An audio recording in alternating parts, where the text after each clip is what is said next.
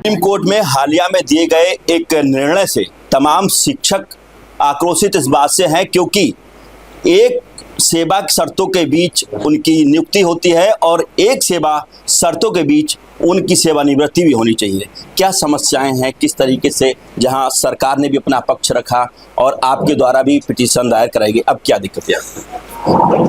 अखिल भारतीय प्राथमिक शिक्षक संघ का मानना है कि 1 सितंबर का जो फैसला माननीय सर्वोच्च न्यायालय का आया है वो टेट की अनिवार्यता को लेकर, न्यायालय के फैसला आने के बाद जब देखा गया तो ये मालूम हुआ कि 17 के कोई एक आदेश हो गया जो आज तक शिक्षकों को नहीं मालूम हुआ। प्रदेश भर का, प्रदेश का शिक्षक और देश का 20 लाख शिक्षक हतप्रभ है कि निश्चित रूप से फैसला कैसे हो गया 17 में, इसको हमको नहीं मालूम, क्योंकि जो भी सेवा शर्तों में जिसकी नियुक्ति होती है उसी पर सेवानिवृत्त होती है, जिस विज्ञापन के आधार नियुक्ति हो। यही सबके सभी सेवा नियमावली में, चाहे शिक्षकों के, चाहे कर्मचारियों के, चाहे अधिकारियों में। लेकिन इसके बावजूद भी 17 में कोई संशोधन हुआ कि पुराने वाले के टेट लागू होना चाहिए, जो एनसीटी को स्पष्ट करना चाहिए, केंद्र सरकार को स्पष्ट करना चाहिए, लेकिन अभी स्पष्ट नहीं हुआ। उसी में ये आदेश हुआ।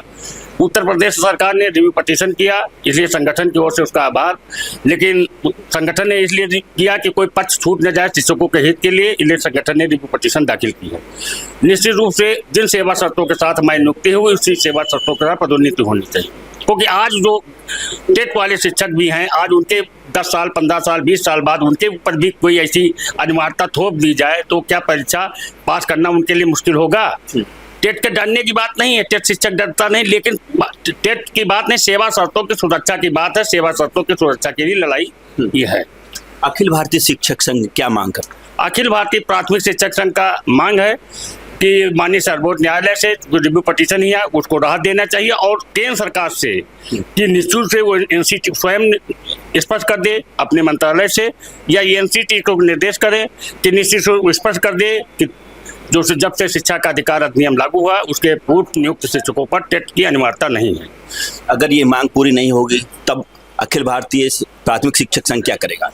ये मांग, क्योंकि ये सेवा शर्तों के नियम में मुझे विश्वास है ये मांग पूरी होगी, और इसीलिए 11 दिसंबर को जंतर मंतर पर विशाल धरना प्रदर्शन होगा। अगर मांगे नहीं मानी गई तो फरवरी माह में विशाल रैली और संसद घेराव होगा, रामलीला मैदान रैली करेंगे और संसद घेराव करेंगे। इस बीच में हमारे संगठनात्मक कार्यक्रम चलते रहेंगे। इसके साथ हमारी मांगे हैं कि जितने हमारे पैरा टीचर्स हों, चाहे शिक्षा मित्र हों, चाहे संविदा शिक्षक हों, उन्हें नियमित किया जाए। पुरानी पेंशन बहाली के लिए भी है, और सभी राज्य के शिक्षकों को एक समान वेतनमान, केंद्रीय वेतनमान मिले, और नई शिक्षा नीति में शिक्षक विरोधी प्रावधान को भी समाप्त किया जाए। ये मेरी मुख्य मांगे हैं।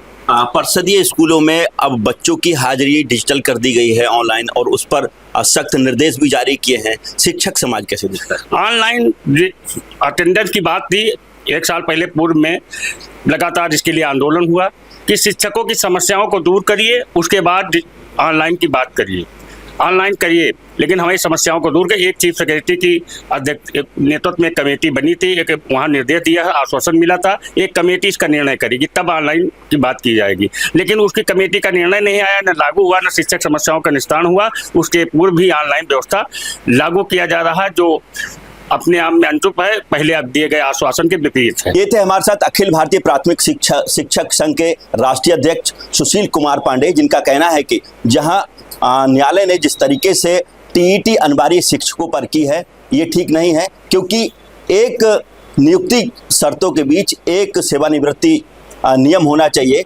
जिसको लेकर के ये संगठन लगातार मांग कर रहा है। कई मांगे हैं, इनको अगर पूरा नहीं किया जाएगा तो फिर दिल्ली में जंतर मंतर पर विशाल प्रदर्शन के साथ साथ संसद का घेराव भी कर सकते हैं। कैमरामैन साकेत उमराव के साथ सत्येंद्र शर्मा, दैनिक भास्कर। राजनीति हो या क्रिकेट, देश विदेश की ब्रेकिंग हो या आपके मोहल्ले की बड़ी खबर, सब मिलेगा एक ही ऐप में, सबसे तेज और भरोसेमंद। अभी डाउनलोड करें दैनिक भास्कर डिजिटल।